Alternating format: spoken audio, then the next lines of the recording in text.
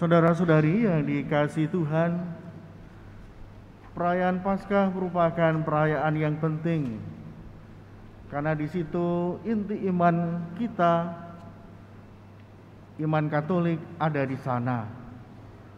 Bahwa Yesus menebus kita dengan penderitaan dan kematiannya di kayu salib, dan kebangkitannya itulah yang membawa keselamatan bagi kita. Maka ibu bapak, saudara-saudari, anak-anak yang dikasihi Tuhan, seminggu ini disebut dengan Pekan Suci.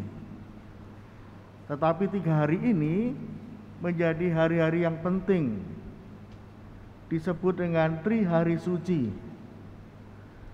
Dan 3 hari ini itu saling berkaitan satu sama lain, tidak dipisahkan. Kemarin dibuka dengan Kamis Putih, dan di akhir misa Kamis Putih tidak ada atau tidak ditutup dengan tanda salib. Lalu dilanjutkan dengan hari ini Jumat Agung, kita mengadakan ibadat yang juga tidak dibuka dengan tanda salib. Bahkan nanti pun juga tidak diakhiri dengan tanda salib. Tidak ada berkat penutup, karena memang peristiwanya belum selesai.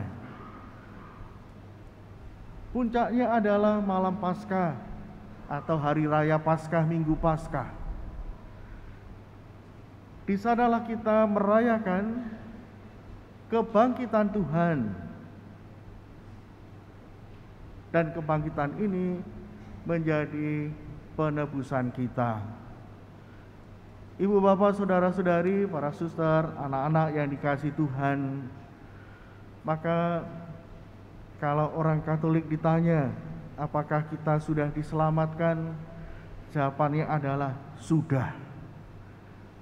Apakah keselamatan itu diberikan secara penuh? Diberikan oleh Tuhan secara penuh. Keselamatan itu sudah tuntas, sudah lunas. Dosa-dosa kita sudah ditebus, dan itu diberikan kepada kita secara cuma-cuma. Ibu bapak, saudara-saudari, maka begitu bersyukurnya kita, begitu berbahagianya kita, karena sebagai orang Kristiani, pengikut Kristus, sudah ditebus secara tuntas. Tapi kita harus ingat bahwa cara penebusan Tuhan bukan dilakukan dengan cara yang mudah. Dia menebus kita dengan mengorbankan dirinya, memberikan dirinya, bukan memakai orang lain, tetapi mengorbankan dirinya. Di awal-awal gereja banyak sekali perdebatan, banyak aliran. Salah satunya adalah tidak percaya bahwa yang wafat di kayu salib, bahkan yang menderita, itu adalah Tuhan Yesus sendiri. Tidak mungkin Allah wafat di kayu salib. Tidak mungkin Allah mati di kayu salib. Itu pasti orang lain. Tuhan bisa membuat mujizat supaya dia bisa menyelamatkan dirinya tanpa diketahui oleh banyak orang. Maka orang-orang yang beranggapan bahwa itu bukan Tuhan, mereka memandang, mereka meyakini bahwa Tuhan mengganti dirinya dengan orang lain untuk mengalami penderitaan, untuk mati di kayu salib. Allah tidak mungkin kalah. Allah tidak mungkin menderita seperti itu. Tetapi nyatanya bahwa Allah memang benar menderita untuk kita. Dia wafat di kayu salib. Dia tidak memakai orang lain, tapi sekali lagi dia memberikan dirinya. Maka rangkaian peristiwa ini tidak dipisahkan oleh gereja. Mulai Yesus ditangkap, dan yang ditangkap adalah benar-benar Yesus. Kemudian dihakimi. Apakah itu orang lain? Tidak. Tapi yang dihakimi adalah Yesus. Ketika disiksa dan puncaknya dihukum, dipaku pada kayu salib, itu juga bukan orang lain tetapi Yesus. Kemudian dengan wafatnya dia dimakamkan, dan akhirnya Allah menunjukkan kuasa-Nya, yaitu bangkit dari kematian, maut dikalahkan. Bapak Ibu saudara-saudari, ini yang menjadi inti iman kita. Dan saya yakin, percaya, Bapak Ibu saudara-saudari juga mengimani hal yang sama, bahwa Allah telah berkorban untuk kita, Dia menebus kita. Lalu apa yang harus kita lakukan? Tentu kita mensyukuri hidup kita yang sudah ditebus ini. Dan walaupun terus jatuh dalam dosa, tetapi Allah mengasihi kita. Dia masih menerima kita. Dia memberikan cara supaya kita tetap selamat, yaitu datang kepadanya. Mohon pengampunan atas dosa-dosa kita lewat sakramen taubat. Ibu, bapak, saudara-saudari yang dikasihi Tuhan, memang dengan penebusan di awal ini kadang-kadang membuat kita terlena. Bayangkan bahwa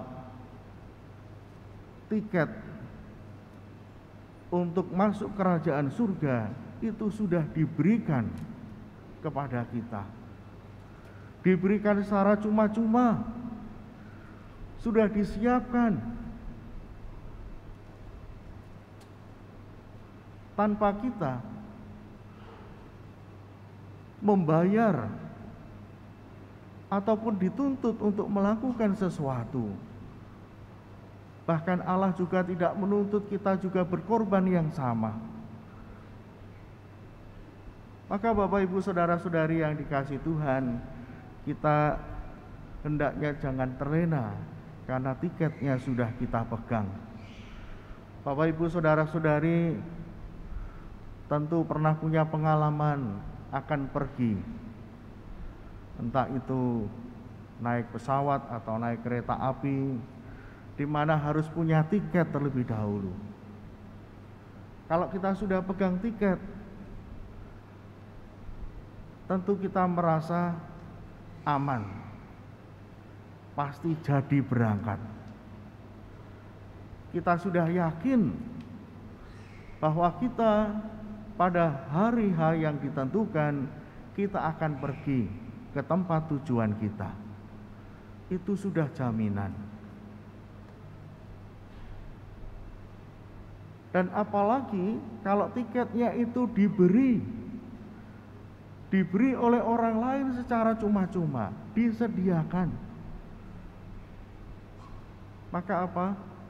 Kita tidak perlu untuk mengeluarkan biaya sepeser pun. Tidak perlu mengeluarkan, entah itu mengganti biaya atau membeli untuk biaya apapun, tidak. Karena tiket itu sudah gratis. Kita juga tidak perlu mengeluarkan waktu, membuang waktu untuk pergi membeli tiket, karena memang sudah ada. Sudah disiapkan, sehingga waktunya bisa kita gunakan dengan seleluasa mungkin. Maka ibu bapak saudara-saudari, para suster yang dikasihi Tuhan, kita harus hati-hati kalau semua sudah disediakan oleh Allah. Bisa jadi kita juga lupa akan gereja. Tidak perlu datang ke gereja, tidak perlu terlibat dalam kegiatan gereja, tidak perlu yang namanya membangun hidup rohani, tidak perlu yang namanya beramal kasih, berderma, membantu gereja, membantu sesama. Wong tiketnya free. Tuhan tidak minta apa-apa kepada kita. Kita tidak perlu membayar. Maka uangnya lebih baik saya gunakan sendiri. Harta yang diberikan Tuhan kepada kita, kita gunakan sendiri.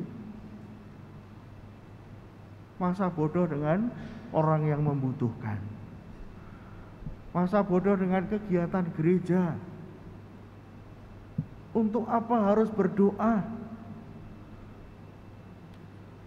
Membuang-buang waktu. Tiketnya sudah jelas. Tiketnya sudah diterima. Kita sudah dibaptis. Nah, itulah Bapak Ibu Saudara-saudari, ini godaan yang sangat besar. Dengan apa yang sudah diberikan Tuhan, kita menjadi lupa.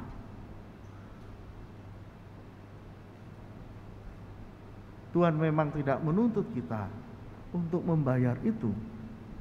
Tapi jangan sampai kita melupakan kebaikan Tuhan dan hidup hanya untuk diri sendiri. Bapak Ibu Saudara-saudari yang dikasihi Tuhan, mari kita menggunakan hidup kita sebagai rasa syukur kita, sebagai ungkapan terima kasih kepada Tuhan yang sudah menebus dengan memberikan dirinya. Semoga sebagai umat Katolik kita juga masih ingat bahwa kita membutuhkan gereja, kita membutuhkan komunitas, supaya kita tidak lupa arah, tidak lupa tujuan hidup kita. Dan mari kita dalam komunitas bersama-sama untuk saling mendoakan, supaya selalu ingat akan Tuhan yang hadir dalam hidup kita yang telah menebus kita. Semoga penebusannya tidak sia-sia bagi kita, tapi kehadiran dan rahmat-Nya semakin menguatkan kita untuk berani mempersembahkan diri kita melalui pelayanan kita, mempersembahkan diri kita melalui perbuatan baik kita, dan rasa cinta kita kepada gerejanya, kepada sesama. Ibu bapak, saudara-saudari, para suster dan anak-anak yang dikasihi Tuhan, hari ini kita diajak memandang salib-Nya. Lewat salib itu Tuhan memberikan dirinya. Maka nanti kita juga akan melakukan penghormatan salib sebagai ungkapan tanda keyakinan kita dan juga rasa syukur kita, hormat kita akan Tuhan yang sudah menebus kita. Semoga dengan ibadat Jumat Agung ini iman kita semakin diteguhkan bahwa keselamatan itu diberikan Tuhan cuma-cuma dengan memberikan dirinya di kayu salib. Berkat Tuhan menyertai kita. Amin.